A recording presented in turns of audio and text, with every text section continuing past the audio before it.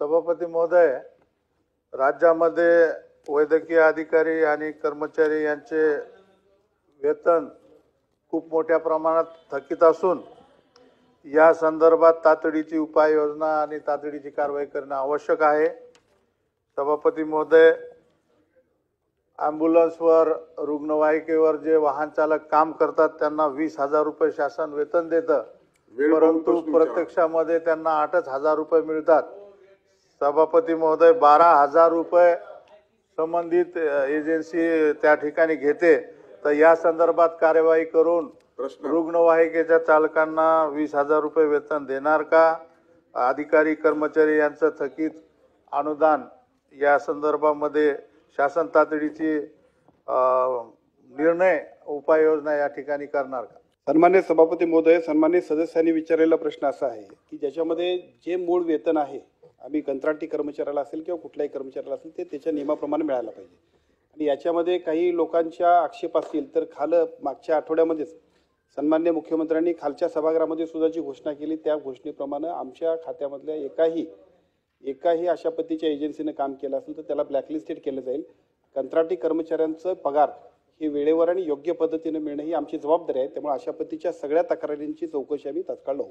सभापती महोदय, हा प्रश्न मागच्या प्रश्नासारखाच आहे की वेतन दिलं नाही, ॲम्ब्युलन्स अवेलेबल नाही, केंद्राचे पैसे पुढे मागे होतात, परंतु माझं शासनाला म्हणणं असं आहे की ह्यामध्ये शासनाने ज्या वेळेला अशा पद्धतीची परिस्थिती येते, कारण सभापती महोदय काही दिवसापूर्वीच्या ह्याच्यामध्ये बाळंतिणीला त्या चादरीमध्ये घेऊन जाता जाता तिचं बाळंतपण झालं, बाळ गेले, अशा पद्धतीच्या घटना वारंवार घडत आहेत।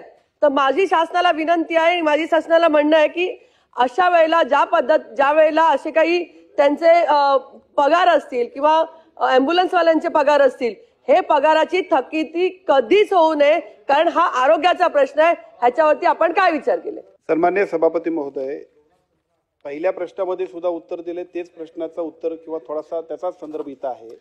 आपण ज्या काही सूचना केल्या त्या सूचनांप्रमाणे भविष्यात अशा पद्धतीचा प्रकार उद्भवू नये यासाठी ज्या काही उपाययोजना करायला पाहिजे त्या आरोग्य विभागाच्या वतीने अतिशय कर्तव्यदक्षपणाने आम्ही करू। नाही सभापती महोदय, की मंत्री महोदय ब्लॅक लिस्ट करून म्हणजे आपल्याला सेवा घ्यायची ना, अनेक ठिकाणी ॲम्ब्युलन्स असून ड्रायव्हर नसतात, म्हणून कालच आपण वर्तमानपत्रात टीव्हीवर पाहिलं असेल की त्या जोळीमध्ये न्यावं लागलं ते बाळंतीण बाईला, म्हणजे ही पण अडचण त्यामधली आहे। तर यांचं जरा काउन्सिलिंग केलं पाहिजे की बाबा आम्ही तुम्हाला ज्या दिवशी पैसे देतोय त्या दिवशी ताबडतोब त्यांचं तुम्ही मानधन वेतन काय ते द्या ना, कारण आपण त्यांच्या डायरेक्ट खात्यावर देऊ शकत नाही, कारण ते आपले कर्मचारी नाही आहेत। या प्रश्नाचं उत्तर होईपर्यंत त्यामुळे आपल्याला त्याच्यामध्ये काहीतरी एक प्रणाली करावी लागेल, कारण ते आपण बाह्य एजन्सीला हे काम दिलेलं आहे, बरोबर। एकतर आपल्याला वेतन श्रेणीमध्ये ड्रायव्हर भरले तर हा कायमस्वरूपी प्रश्न निकाली निघेल। ही आपली पायाभूत पद आहेत, ही काही नवीन निर्मितीची पदं नाहीत। ड्रायव्हर आज लागणार, उद्या लागणार, परवा लागणार, ॲम्ब्युलन्स ही लागणारी आहे, म्हणून ह्या महत्वाची पदं तरी आपण वेतन श्रेणीत भरली तर हा प्रश्नच येणार नाही। त्यामुळे या दृष्टीने काही शासन पुनर्विचार करणार आहे का? अगदी माझा मुद्देतूच प्रश्न आहे, मला वाटतं आपण अभ्यासवात पुनर्विचार करावा। सन्मान्य सभापती महोदय, सन्मान्य काळे साहेबांचे 2 प्रश्न आहेत। त्यातला पहिला प्रश्न जो आहे त्या प्रश्नामध्ये ज्या काही कंत्राटी पद्धतीने आम्ही कर्मचाऱ्यांची नियुक्ती केली जाते, विशेषतः एजन्सीच्या मार्फत, त्या एजन्सीच्या मार्फत जे काही पगार दिले जातात, सन्मान्य राजेश राठोड साहेबांचा सुद्धा तोच मुद्दा होता।